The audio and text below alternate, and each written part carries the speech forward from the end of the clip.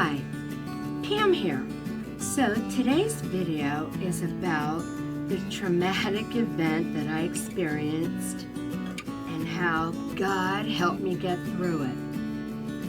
Yeah, it was the most difficult time I've ever gone through in my entire life, and I've gone through some difficult things. So if you'd like to hear more about it, because it could help someone out there, then stay tuned. So it was last July 8th of 2019, and it was a fire, and it was an unexpected fire, of course, and it was caused in the middle of the night by someone else, and I'll explain that to you then.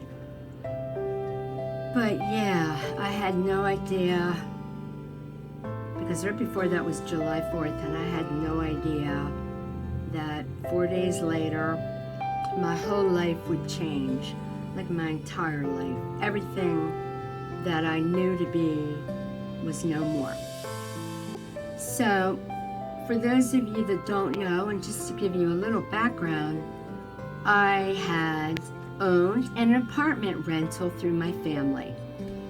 And it's in an older neighborhood that has really changed within the last 10 years greatly, the location. And so, because of that, I was trying for a long time. I wanted to move away from here and sell the rental and go to another area where we live. It's called the West Shore, and I lived on the East Shore. You'd have to live where we live to know that. Everybody knows that. And I wanted to move to the West Shore. But I no longer want anything to do with the rental business, so I'm done with that, okay? But that was the original plan. And I had met with the realtor just a few weeks before that fire. So that stopped. That thwarted my plan to get out of here and do what I wanted to do. So the tenant, because she's the one that caused the fire, and I'm telling you, she was an evil tenant. Evil. I mean, I've seen evil before, but I had to live with this evil, and I mean that. So how did that happen? So I had hired a management company and just had them for a couple years. They did good until her and my one realtor that worked for me rented to someone she never should have rented to. In other words, she went against all the rules. And I won't get into what all the rules are. We don't need to discuss that. But she did not abide by the standard rules, nor did she abide by my rules. And she rented to this girl. This girl, the tenant, and she didn't know it was the landlord because I wanted to steer clear out of that, lived right across the hall from me. I mean, we were this far apart, our doors, kid you not. We were up on the second floor. Here's her door, here's mine. Just this little small landing between us. So, without getting too detailed about this, but to give just a little,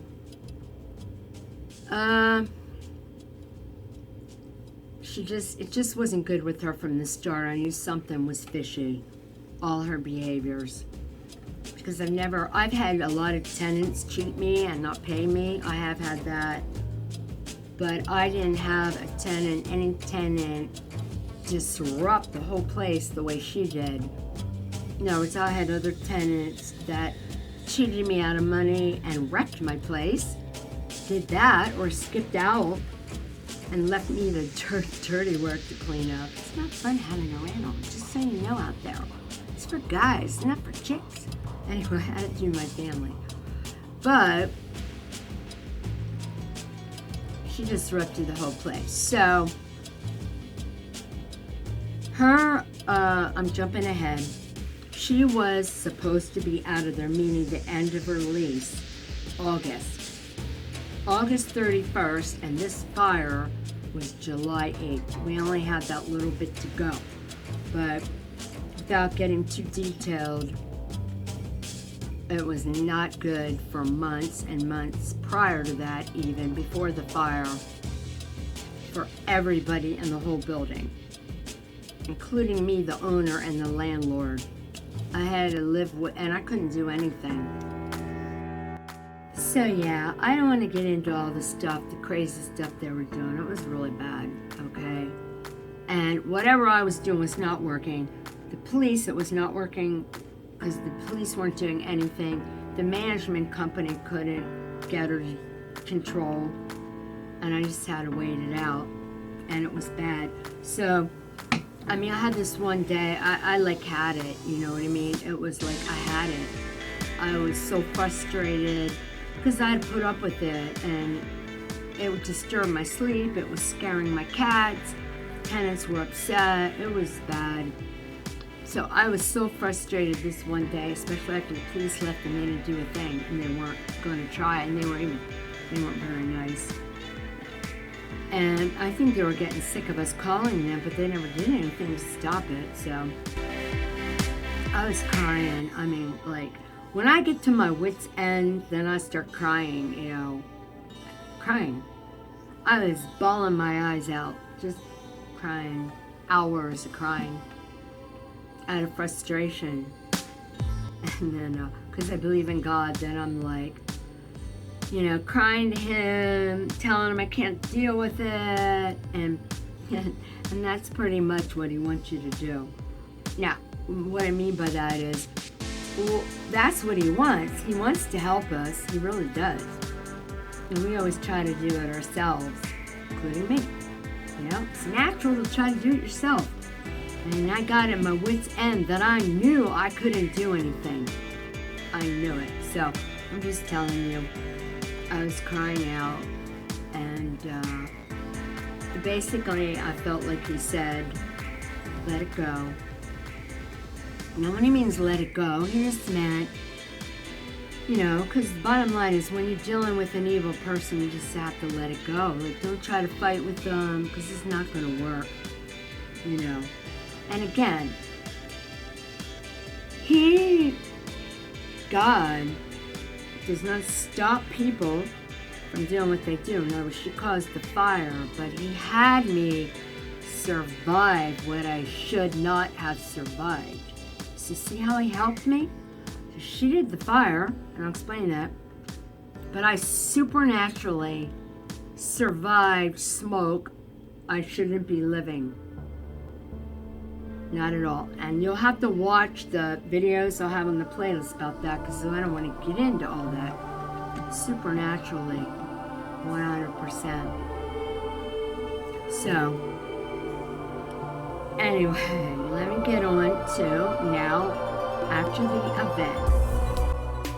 So, I'll just get to the point when I'm in the smoke, fire, when I'm in my bedroom. And at that point, that is when I was out of sorts, like the smoke does to you, totally. And God supernaturally, so to hear the lead up, you have to listen to it. God supernaturally got me out of that state of confusion that smoke does to you. Now, in case you don't watch that video, I will tell you this. When I woke up to it, this is 4:30 in the morning. My smoke alarm didn't walk. You have to watch the video to find that all. Say this though. So see this room here? When I opened my bedroom door, my place was black, thick smoke up to the ceiling, that high, everywhere. So in other words, it was way beyond. You can die from smoke inhalation when it's mild. And at that point, you can't get any worse. It had been going on for a while and I was still sleeping. So it was black smoke filled where you didn't see a thing. No walls, like see here now? No walls, no furniture, nothing. So can you imagine you open your bedroom door? Because I smelled a fume. You have to listen to the details. I opened the door And that's what I saw. I was in total shock. That's all I can tell you. And you'll have to watch the video because I describe all that. But, so let's get past it. How I supernaturally got out of the window because the fire people did not rescue me. And you have to hear. I had the burning of my lungs. I will tell you that. I had the burning fire of my singed lungs. They were singed because that's what happens. Inside you're breathing everywhere. My throat, I'll never forget it. So see, to me that was traumatic, okay? Because I will always be able to remember what that felt like. And most people don't escape, die in the smoke, so they can't tell you about that feeling. But I had it, and I know, and I did, because I supernaturally survived it. So it was a burning I've never felt like in my entire life, in my throat and my eyes. And after I got out, I still had it, but I knew God was going to heal me, because I knew. And it was gone. I'd say 10 to 15 minutes later. You know, so much was going on. I go and I estimate. When I estimate, I always say 10 to 15 minutes. Completely gone. And when they tested my lungs immediately. 99% clear. That's not even possible. Not. God did it because he's supernatural. He's real and he's supernatural and he wants to do things like that.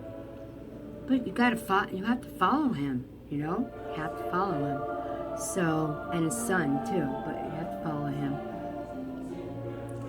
But I didn't even have to. So 10 to 15 minutes later, it totally left me. The burning, everything. I didn't have to go to the doctors and I didn't have to go to the hospital, okay? But what did remain was the trauma aftermath that I had to deal with. And I had to hang on God every single waking moment of my day to get me through it. So, yeah, I had to lean on God every single moment of every single day, over and over and over to get me through it. Because here's all that I lost again in that day. I had insurance coverage for the building. I'm going to just say this in some other videos, but if you didn't see it, I had the coverage for the building. However, I had dropped my coverage several years prior. I won't get into why, but I dropped coverage for my belongings, okay? And the insurance really was very expensive for the building, so I didn't have included in that, because every day you think you're gonna have a fire. I didn't have included coverage of the income, meaning the rental income. So you can have that coverage. So what I'm getting at, by far the top loss, traumatic loss, besides experience the trauma and of that whole thing and God supernaturally getting me out of it, healing me, was the cats. The cats.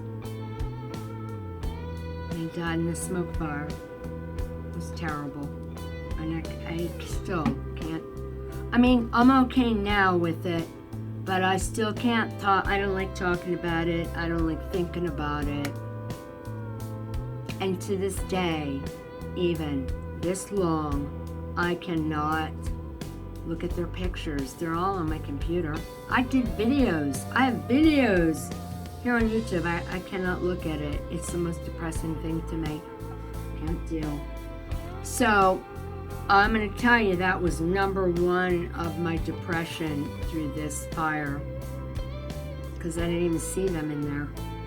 And they were found dead. And I don't want to talk about that anymore, okay? I can't deal. So it was that day I lost them, which was a heartache. That they were only 2 years old. They meant everything to me, okay? So think of in one day, well, I know other people have it, so I'm not alone, is what I'm saying. I feel empathy for people that have things like that happen.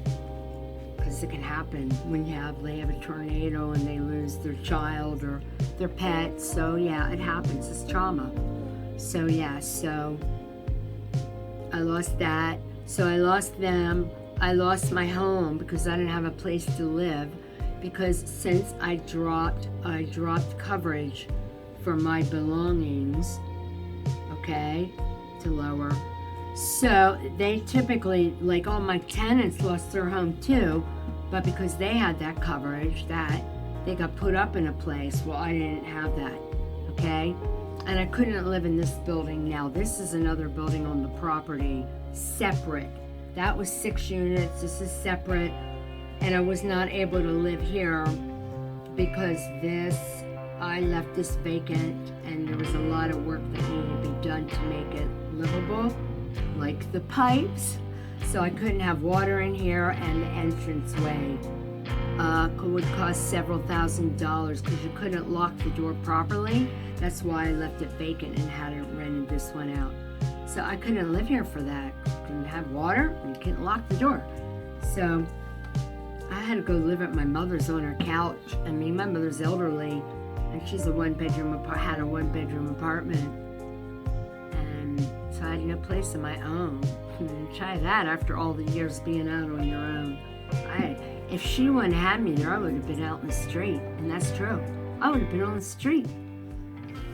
Although I might not have been on the street because I did have this money I had set aside, a bit of money for when I was trying to sell the apartment, and it was money so I could move. But that is some of the money that I used to get this place repaired, the pipes and the door, and pay the tenants back out of the money. I had to pay all that money I'd saved. I had to pay the tenants. I had to take care of all the stuff at my building. It cost me all kind of money. And in the midst of trying to do all this stuff that they had me do, I was traumatized. I had to fill paperwork out. It was like, I was just traumatized. I don't even know how I did it. I kept saying, so I just lost everything. And my belongings, I got some clothes. The only things I got were things that were in my bedroom. Got jewelry, clothes. But I had a whole apartment full of 2 floors worth and furniture, things. I didn't get any of it. It all was ruined by the soot, black smoke. Like, see these pictures? I got pictures. I did recover pictures. But no furnishings. I didn't have any bedroom furniture. And the things you see here were given to me. These are all given stuff, except my pictures, okay? Other than that table. I got that one glass table out and that one little antique table over here in the corner. That's it. Everything else was given to me at a later date because I didn't have anything. And my coats, all my winter coats, were all out. See, the clothes in my bedroom were okay. There were soot on them, but I could clean them and wash them and get most of the soot out. But in the living room, I had 2 closets full of things, clothes, good clothes, and I had my winter coats, because that was in the summer. All my jackets, coats, all damaged, that were done. And if you had that coverage, you get that money. I have it now, just so you know, I have it again now, and I had it at one time. We'll never do that again. Don't do that. Don't do that. And it was just so tough. I think it was 2.5 months that I was at my mother's place. It was basically the whole summer, because that was July 8th to all of July, all of August, and most of September. It was towards the very end of September that I got the pipes fixed and I got the door fixed so that I could actually move in here. And then I didn't have anything, okay? And then, people gave me stuff, but, I didn't have much of anything. I didn't have much of anything. I mean, you have to think of, like, your dishes. I mean, remember, that was all out there. Okay, I had what was in a little bit in my bedroom, okay? And even then, I couldn't get everything out of my bedroom. Like, I couldn't get my furniture out of the bedroom at all because, see, the firemen, they damage your things too. To do whatever they do, your stuff gets broken, it gets water damaged and all that. So, I didn't have any place to put my clothes, any dressers. Went a long time without any dressers, and eventually I got some. Someone gave me. I got dressers. It was given to me. That's okay, So, but what I'm just saying, it was all in one day. Losing your income, not knowing income. I'm still recovering, but God's good. I have to lean on Him a lot in life. So I don't know how you all do it when you have something, because I can tell you firsthand, I know this is going to sound terrible. I'm grateful, very grateful now, and I was grateful that He spared me, but I really was feeling like I didn't want to be here because it was so painful to deal with. I think I'm a pretty strong person, but it was so great. The pain was so great. I just would cry I'm being honest, for weeks and weeks. I mean, I would do what I had to take care of. I still had to try to pay my bills, change my address. It just was overwhelming. I don't have anyone to help me. I didn't. I mean, my mom's too old to help me. She could offer me a place, but, I wasn't in a relationship to have. I was on my own. And to do things I had no idea how to do. It's not every day you own a rental business and you have a fire and you have tenants you're responsible for. You don't have a home, I know, just see when I think about it, it's just overwhelming. I just will tell you, I would have never made it without God. I wouldn't have. I lean on Him every day. So I ended on this. I would have to say daily, I can't deal with this. Lord, I can't deal with it. I cry for hours, traumatized, and over the cats, and over mostly the cats, and losing income, and having to live at my mom's. I mean, not having my own space. I had my own space. I would come over here though before this was done. I got a little break. I'd go down to my fitness studio, which is underneath, and go in there to hang out a bit. But yeah, I just would cry out all the time to Him, please, I can't make it. I can't. And you know what? He does it day by day, minute by minute. You get the strength for the day. It's not like all ahead. It's 1 minute, one moment, and that's how I had to live every moment. Lord, asking Him to help me. Please help me, Lord. And He would. For that moment, He'd help me. Because I would be crying so much, Cried so much. I cried months and months and months. I cried for very long. Where am I now? I'm not crying now. Anyway. So, I hope you liked the video. Just hope it helped you. And anyway, and if you have any questions, comment below. And until next time, I'll see ya.